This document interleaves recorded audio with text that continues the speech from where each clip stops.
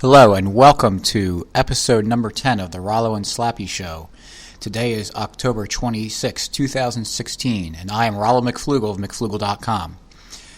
This episode is going to be a little different than what we've normally done because if you've been paying attention the last few days and on our subscription list or follow us on Facebook or any other social media, you'll see that we've released an episode number 10, the last two nights, and we've having to take them down each time.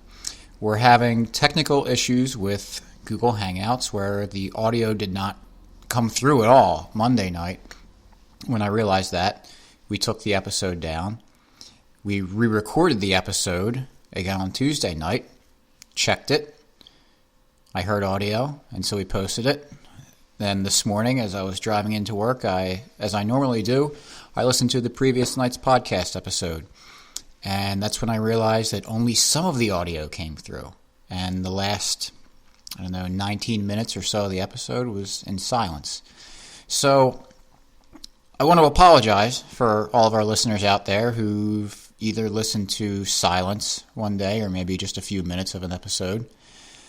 It's very frustrating for us that, you're spending the time to listen to us and we're not delivering a good product for you. So we will correct that. We promise that. I've found a way to correct this problem, so we have a redundancy in the audio recording in case Google Hangouts decides to not record audio again. We'll have a backup way to capture that audio, and I will do a better job of making sure that we have good audio coming through. So I can't blame Google for all of this. So what I'll do is I will play the audio of what was recorded, and then once we cut out, I'll jump back in and continue with the episode. It won't be exactly what we were talking about. Unfortunately, I can't remember, even though we did it twice. I can't remember exactly what we said for everything, but I'm going to try to answer some of the questions that Slappy brought up during the conversation. So as we do every episode, we're going to jump into the recording and have Slappy introduce the topic for the podcast. Thank you, Rollo. So tonight we're going to talk about the National Anthem again. We talked about it a couple weeks ago with the whole Colin Kaepernick kneeling for the National Anthem and the reactions to that. And so, we were thinking, what should we do when the National Anthem is played? We consider ourselves libertarians. I know that means a lot of things to a lot of people, but I'd say anti-state as it can get, but in a peaceful way, of course. And so, Rollo, what do you do? We'll call them ceremonies. I mean, it's really forced patriotism to play it at every sport event, but I think that's where it happens most. Of course, when we were in school, every morning we had the Pledge of Allegiance. So there's a lot of it out there. Even just you run a 5K race on the weekend and they play the National Anthem beforehand. What do you do during the National Anthem? Because you've made it clear on the blog and on this podcast that we're really not big fans of the force of the state. So, Rollo, you're at a hockey game, you're at a football game, the National Anthem's played. What do you do? Well, I'll actually be having this situation this Friday night and be going to a boxing match. I do it the same way. I like to use this example. Slappy and I were both Catholics, both practicing Catholics, so we attend Mass regularly. And so often is the case, especially more for weddings and funerals, there's a Mass associated with them. And a lot of times family members and friends aren't necessarily Catholic who attend, but they show up anyway.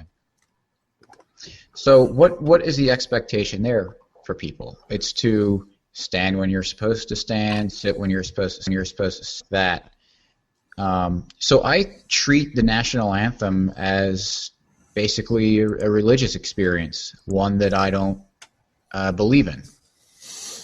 So when the National Anthem gets sung, I stand up. I'm not wearing a hat. It's rare that I am, so there'd be no reason for me to take it. I have nothing to take off on my head. And just kind of stand there quietly and respectful of the religious experience that people are having. And I know that comes across as, you're saying it's not my religion. We can get into that a little bit later.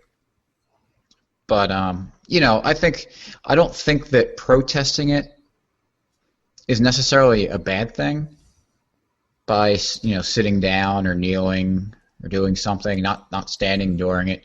But I think for the most part, people are just going to get really ticked off at you, and nothing good's going to come of it if you do sit down or try to protest the national anthem. It's just such an emotionally charged thing. And really, during a sporting event, I don't think it's probably the best time to have a conversation with someone about the reason why you're sitting. You're probably going to get heckled, if anything at all. I mean, maybe people will ignore you. Now it's kind of commonplace somewhat since Colin Kaepernick did what he did. It's probably not as big a deal now as it would have been if you did this a year ago. But right. Still. I also want to make the point that I'm not criticizing Colin Kaepernick for taking the knee. You can listen to episode 1 where we talked about this. And part of the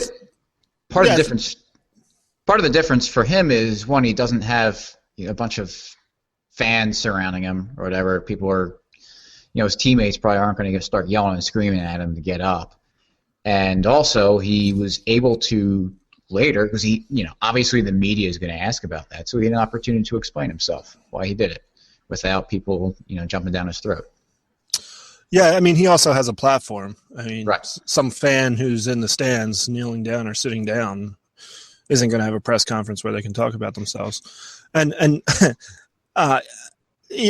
what I thought was good about Colin Kaepernick doing what he did was, regardless of what you feel or how you feel about the reasons why he did it, whether you agree or disagree, it got a conversation started about all kinds of things, including the national anthem, and should it be played at sporting events, and should you stand, and should you be as reverent as people are. I mean, I know we're from the Philadelphia area. If you're in an Eagles game during the national anthem, there's about 70,000 people or so there, and it's pretty quiet. You might get a guy in the concourse yelling or some idiot yelling something, but for the most part, it's quiet. It's the one event. So this is the point where the audio cut out. And what Slappy was getting to was that, using the Eagles game for an example, you've got about 70,000 people who all agree that it's time to be quiet and respectful and stand for this. So, as libertarians, are we being disrespectful to the troops for all that they've done for, securing our freedom and our right to protest and everything? So even if you don't agree with everything the government does, surely libertarians would have to agree, even if you don't agree with the wars that are fought, that the troops are owed some respect because they're the ones that are out there that say, hey, I'm going to defend your freedom. And really my answer to that, one is, and it's, Slappy had framed it in the question that they don't often, if at all, fight for our freedom. It's not. Why is the national anthem so associated with the military? Since when was the national anthem had become the military's theme song? It doesn't actually make any sense. And it just is a way to create this emotional attachment to it that, there's blood on the flag and people have died for it. And I'm sure you've had family members who fought in the wars, and, is that how you want to respect them, by sitting down while the national anthem's played? So that argument really has no substance, and it's really kind of an unfair thing to do to someone. So the next point that Slappy brought up, which was a good one, was another argument that someone might say, all right, so the national anthem may not be about the troops, but are you being disrespectful to the Constitution and what the country is supposed to be about? So, again, this is kind of a deflection. First of all, as a libertarian, I don't agree with the Constitution. I believe it was a well-intentioned document. I believe it was one of the better documents for what it was trying to do at the time, but I believe it ultimately failed in what it was doing, and I also believe that it shouldn't have existed in the first place. To borrow a quote from Lysander Spooner, the Constitution is either designed to get us to where we are today, or it was utterly defenseless to prevent us from getting here. Either way, it is unfit to exist.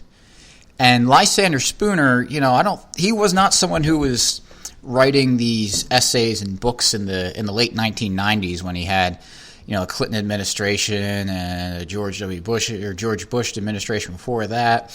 No, this was in the mid-1800s. And one of the presidents that he was very critical of was Grover Cleveland. And Grover Cleveland was a Democrat, but at the time the Democrats represented more of a fiscally conservative, pro-Constitution ideal. And he's also widely regarded as being one of the better presidents that we've had. And Lysander Spooner just tore him up in letters to him. And he was writing these books and saying that, this is absolutely crazy where we've gotten to today with the Constitution. Also, not to mention that it's not a good document in the first place. So no, I don't think it's being disrespectful to the ideals of freedom, property, and life by not standing for something that's supposed to represent the Constitution, because really the Constitution has done a terrible job at that.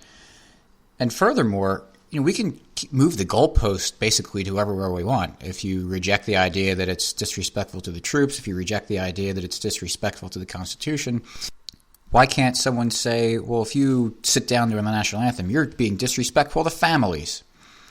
Why can't you bring it there since you're bringing it to other things? Because the reality of it is that the national anthem is exactly what the name says it is. It's the song for the country. So, to the next point. So we just gave a lot of reasons why you shouldn't stand for the national anthem if you're coming from a libertarian point of view. So, and then I also said, and Slappy agreed with me, that I typically do stand during the national anthem. So are we as libertarians being hypocrites? We gave kind of some practical reasons about it, that we don't want to cause a scene or get heckled and, maybe have some sort of altercation. That's never a good thing. But really, is that what we should be striving for, is just being comfortable, not rocking the boat? But just to continue on what we were saying before, is it worth it? Is getting punched in the face or getting yelled and screamed at, is it worth it for this little small gesture that's probably not going to mean much? To use a different example, we can talk about taxes. As libertarians, we believe that taxation is theft, and we are under no moral or ethical obligation to pay them. However, if you don't pay them, you'll wind up in prison. So are libertarians hypocrites for paying taxes? No, they're just defending themselves, really. So I think it's kind of similar in a way. If you don't see it that it's worth it to, maybe get, at worst, I guess, punched in the face at a football game for not standing at the national anthem, or just dealing with the annoyance of being heckled, I really don't see an issue with that.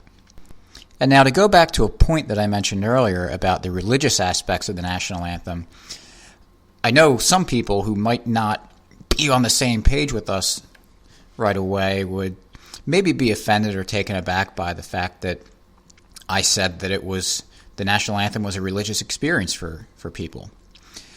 But when you do something bad to the flag, maybe stomp on it, throw it on the ground, what have you, people use the word desecrate to describe that. And the word desecrate has a specific meaning. And the definition, if you just Google it, it says to treat a sacred place or thing with violent disrespect, or violate. So that word carries a very specific connotation.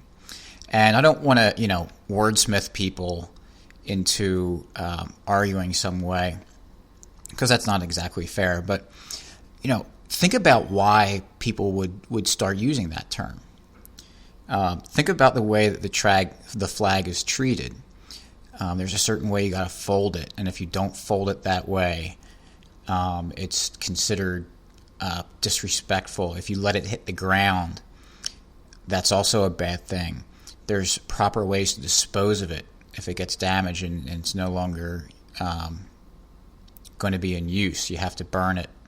I don't know if there's a certain way you burn it, but that actually is very similar to the way that Catholics treat the Eucharist. It's not supposed to hit the ground. It has to be, if it can't be consumed, it has to be disposed of a certain way. You have to store it a certain way. And also, going back to the respect of the national anthem, it's kind of the same way religions treat prayer.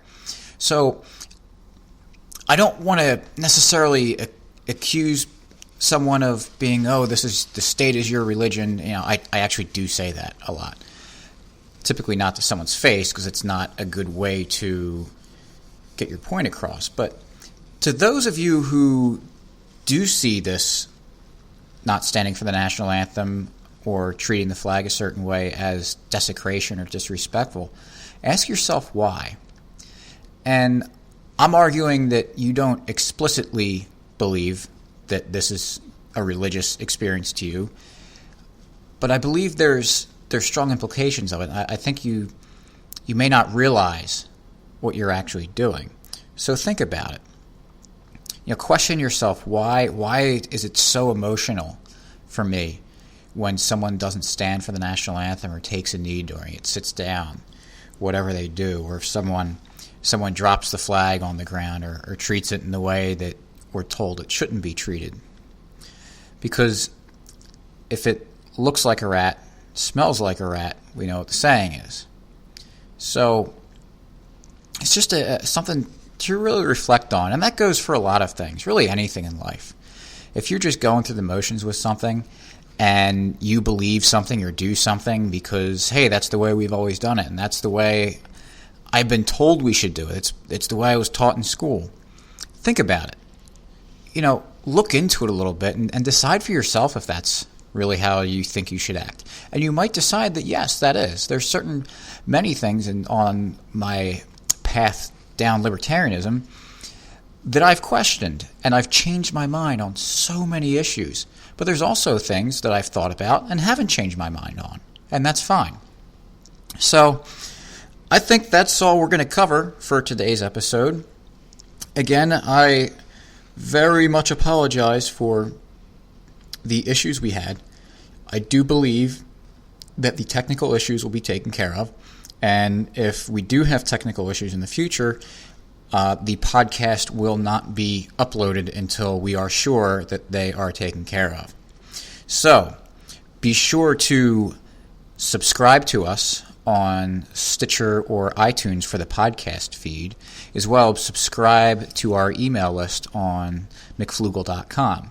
Also, we're on Facebook, so like us there. Follow Slappy and I on Twitter, and subscribe to our YouTube channel too. All of these links will be in our show notes page. So, with that, we will see you next week. Actually, not a week, more like 4 days, I guess, or 5 days, since this is Wednesday and we usually do the Monday. So, thanks for listening. Take care, and we'll talk again.